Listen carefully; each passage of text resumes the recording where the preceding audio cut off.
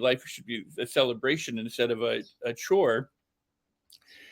I changed my approach. And 40 years ago, people used to criticize me because we would have music in my seminars. We'd have laughter, we'd have dancing, we'd have body work, we'd have meditation, we'd have spiritual practices, along with NLP and hypnosis and law of attraction. I mean, all these other things. And people say, "You're not taking this serious enough. This is serious. You have to get serious about therapy. You have to get serious about change." And I said, you know what?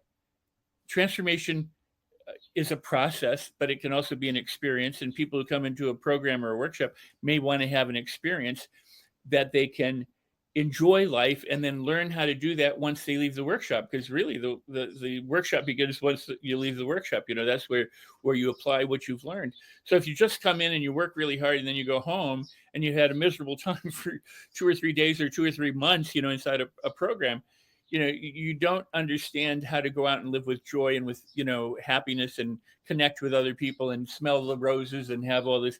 So we created wonderful positive experiences, and people would come in for 3 days. Sometimes they spend 6 weeks with me in a retreat center and different things.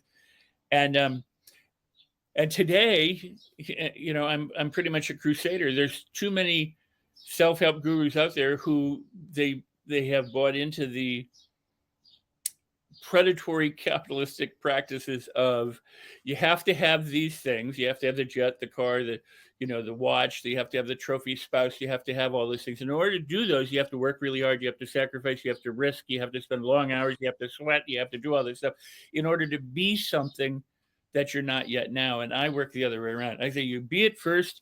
You're happy, you're healthy, you're whole, you're everything. And then you will do what's right and appropriate to get whatever you want to have.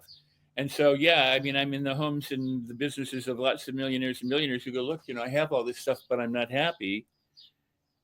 And one guy said, look, I have all this. I looked into it. I had no idea. And then at the end of the day, I'm stuck being me. And I was like, well, that could be pretty cool. And he goes, yeah, but it's not. I don't like me. And so this is the where some people find themselves. And so what I want to do is I want to help people find, the reasons to like themselves, but to do it in a loving, kind, gentle, wonderful, fun, permissive way, as opposed to slapping them around, which is what a lot of people do.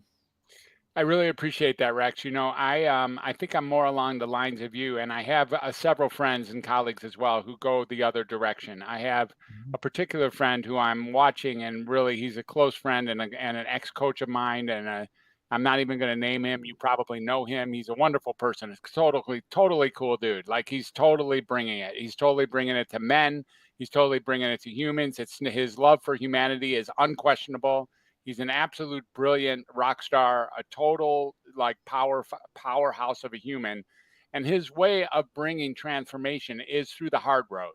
Like, the way to come in is to blister yourself. The way to come in is to fight for yourself. The way to come in is to declare and to do what he calls as hard shit. Like, actually go in there and be the man who has taken on hard shit. And in some ways, like, you could almost say it's like through some sort of initiation or some sort of brutality, that the notion is that that's the only way to mature, is through some degree of brutality, rather than growing from exactly the beautiful person that you are right at this very moment.